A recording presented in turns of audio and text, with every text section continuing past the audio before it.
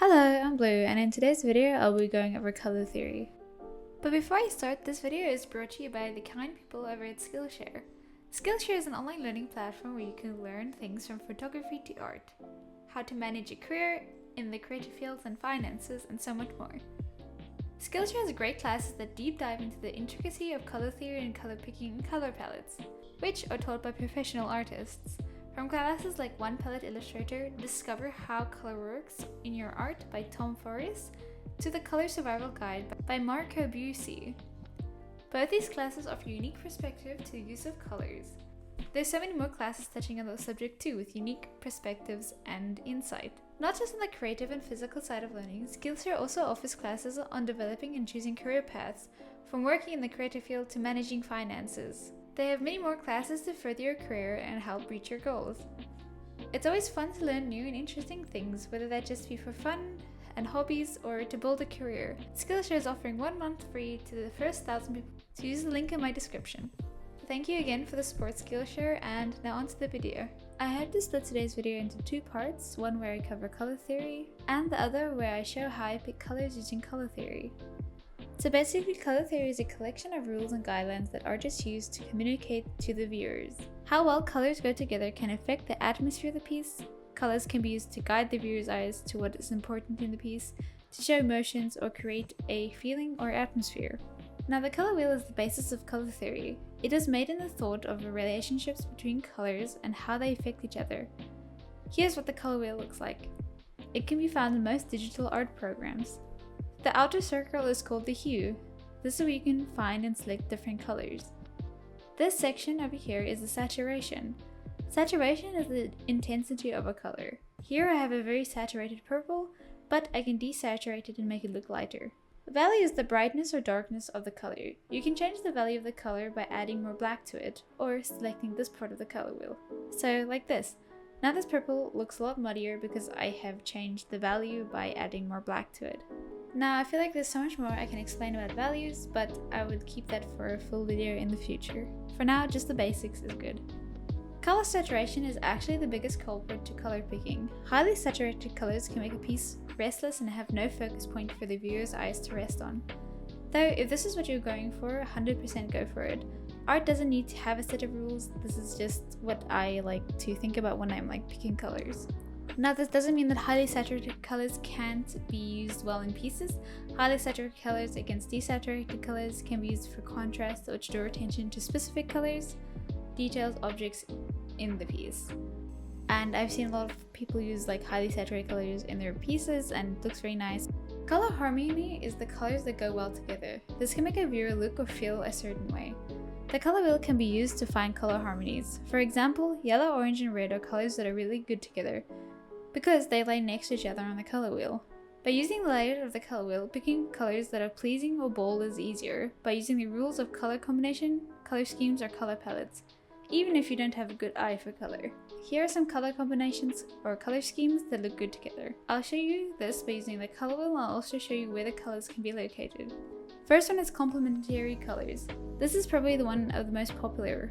It's the use of 2 colors opposite to each other on the color wheel, like red and green or purple and orange. Using complementary colors can give the artwork high contrast and can be very vibrant and prominent. When you use the color palette, don't use the colors equally, like 50-50. Have one color be dominant and the other be used as a highlight. Next is split complementary color scheme. Similar to the complementary color scheme, this one uses 2 colors that are close to each other on the color wheel, and then 1 color on the opposite side. I make use of this one the most, since I love the deep contrast that the opposite color can bring and still be very easy on the eye because of the colors that are next to each other that create harmony. Following this one is my 2 most favorite harmonies to use: Monochromatic and Analogous color schemes. Both of these use tones and tints and values all in 1 or 2 color hues. Monochromatic uses 1 hue, Analogous makes use of more hues that are next to each other in the color wheel. They create a peaceful and comfortable mood since the colors are related to each other or next to each other on the color wheel. Creating an atmosphere with these 2 schemes is a lot of fun once you learn the meaning of color, which I'll touch on later in the video.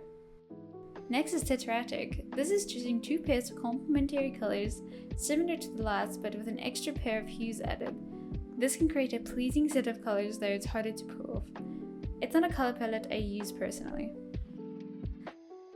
Colors also have feelings, moods, and vibes to them that will help communicate what atmosphere you're trying to convey in your art.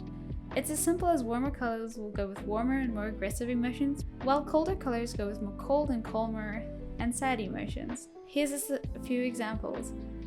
Like red is associated with passion and danger, orange is associated with energy and creativity, yellow is associated with happy and active, green is associated with nature and healing, blue is associated with calm and wisdom, purple is associated with wealth and ambition, white is purity and peace, and black is death and power.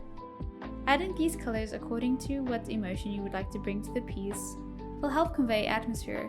I like to use the Analogous color scheme and choose hues that fit the piece. Like if it's sad, I'll use more blues and purples, but if I want to add a bit more of an angry element, I'll add a warmer tint of red.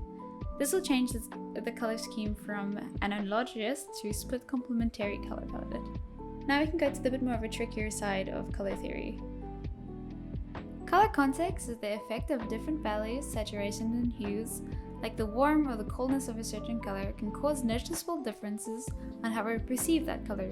The way we see hues and values and saturations can be changed by surrounding hues, values, and saturations.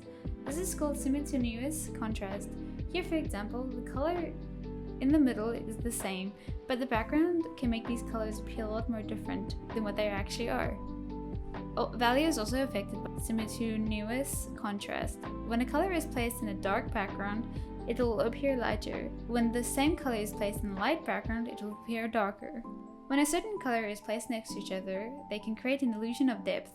High value colors such as white tend to look bigger, while low value colors such as black tend to look smaller. This creates the illusion of depth. For example, the white square on the black background looks like it's bigger, while the black square on the white background looks like it's a lot smaller. These are in fact the same size. This is a more complicated part of color theory and it can take a while to really grasp. This is okay. I use it a lot when I'm laying out colors or planning out the value in a piece, but I hope to cover that in the next video. Grasping color theory is all about applying it to your work and to see what works with your art style and what doesn't. Though please remember that there are just guidelines to help you choose colors and to create an atmosphere you want. Thank you so much again to Skillshare for sponsoring this video, and I'll see you guys in the next one. Bye!